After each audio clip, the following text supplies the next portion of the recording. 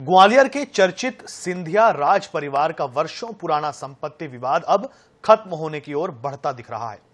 केंद्रीय मंत्री ज्योतिरादित्य सिंधिया और उनकी बुआओं के बीच अरबों रुपए की संपत्तियों के बंटवारे का फॉर्मूला लगभग तय हो चुका है। जिला न्यायालय में आवेदन भी पेश किया जा चुका है, जिस पर 8 जुलाई को सुनवाई होगी।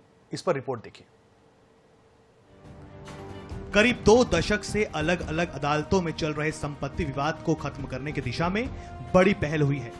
ज्योतिरादित्य सिंधिया की ओर से ग्वालियर जिला न्यायालय में समझौते का आवेदन पेश किया जा चुका है, जबकि परिवार के अन्य पक्षों की ओर से भी जल्द आवेदन दाखिल होने की संभावना है।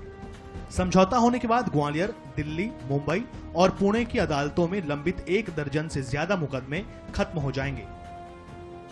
Jai Vilas palace Gwalior, Usha Kiran palace hotel, छोटी विश्रांति, हिरण्यवन कोठी, कालियादेह पैलेस उज्जैन, सिंधिया विला दिल्ली, लेखा विहार दिल्ली, मुंबई के समुद्र किनारे फ्लैट, पुणे का पद्मा विलास पैलेस। सूत्रों के मुताबिक समझौते का आधार बेहद व्यवहारिक रखा गया है। जो जिस संपत्ति पर काबिज है वही उसका मालिक होगा, यानी वर्तमान कब्जे को ही अंतिम स्वामित्व का आधार माना जाएगा। हालांकि इस फॉर्मूले की आधिकारिक पुष्टि अभी बाकी है। रानी महल समेत कई संयुक्त संपत्तियों की स्थिति भी इसी समझौते से साफ होने की उम्मीद है। एक प्रार्थना पत्र दिया दोनों पक्षों के द्वारा कि हम इस मामले को सुलझाना चाहते हैं। तो इस मामले में मुख्यतः जीवाजी राव जो सिंधिया थे और राजमाता सिंधिया, उनके 4 संतानों में ये विवाद है। माधवराव सिंधिया पूर्व केंद्रीय मंत्री और उनकी 3 बहनें उषा राजे सिंधिया, वसुंधरा राजे सिंधिया और यशोधरा राजे सिंधिया। तो इन दोनों पक्षों ने मिलकर मामले को सुलझाने का प्रयास किया है और न्यायालय में एक प्रार्थना पत्र दिया गया है।